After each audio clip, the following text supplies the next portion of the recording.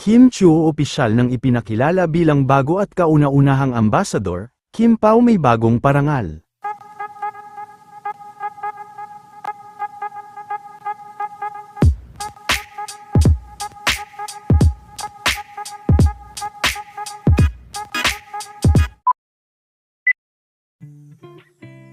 Matapos makauwi kanina nila Kim at Mr. Paulo Avellino, galing sa kanilang dalawang matagumpay na event, ay wala ngang kapaguran si Kim dahil kaagad din itong pumasok sa Showtime kanina.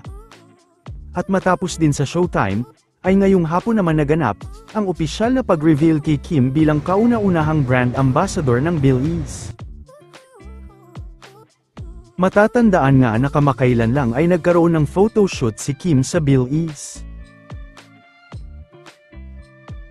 Hindi rin matapos-tapos ang pagdating ng blessings kina Kim at Paulo Avellino, dahil pareho nga silang nagwagi at nakakuha ng parangal bilang Best Actor at Best Actress.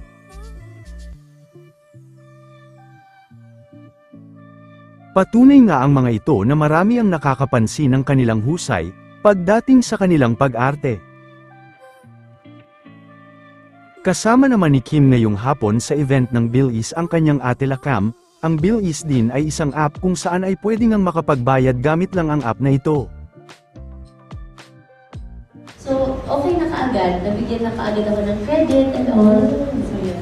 And then you were able to use it already Yes, afterwards? oo. Tinry ko talaga magbayad ng kuryente dito at tubig. Oo naman, oo. Amazing! Like, click, click, click, click, finish. Nagbigay din ng isang mensahe ng pasasalamat si Kim bilang kauna-unahang ambassador nito. To my new family, Belize, and I'm very excited to be here today. And of course, I'm very excited to be the first ever brand ambassador of my new family, Belize. Thank you so much for having me on board.